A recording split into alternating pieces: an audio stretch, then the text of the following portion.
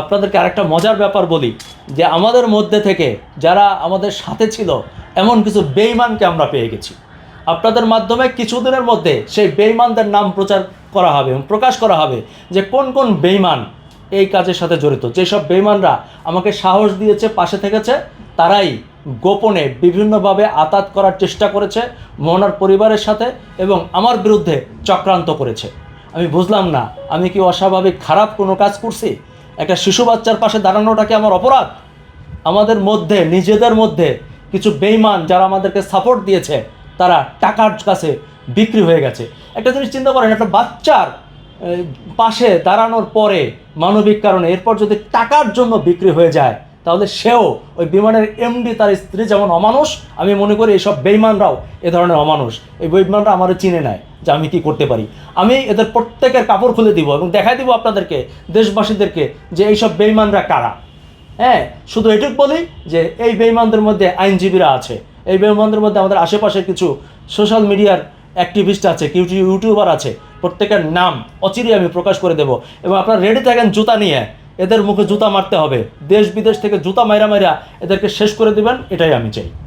যে বিমানের সাবেক এমডি এবং তার স্ত্রী একটা শিশু বাচ্চাকে কতটা নির্মমভাবে নির্যাতন করছে, এবং সেটা আপনি যদি মানুষ হন, মানে অমানুষ যদি না হন, তাহলে এটা সহ্য করতে পারবেন না। সেটি নিয়ে আমরা বাংলাদেশ আইন অধিকার এইডের পক্ষ থেকে প্রতিবাদ করেছি এবং আমরা এখন পর্যন্ত বলতে পারি যে আমরা বিচার পেয়েছি। কারণ একটা বিমান বাংলাদেশ এয়ারলাইন্সের এমডি এটা চারটিখানি ব্যাপার না।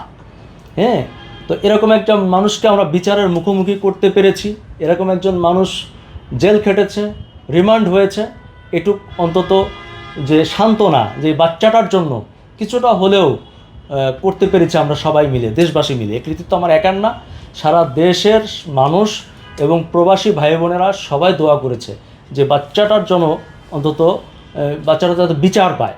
আর আপনাদেরকে আরেকটা ব্যাপার বলে রাখি যে বিমানের যে এমডি শফিকুর রহমান এবং তার স্ত্রী বিথি, এরা কিন্তু কেউ আমার শত্রু না, আমি কিন্তু এদেরকে চিনিও না।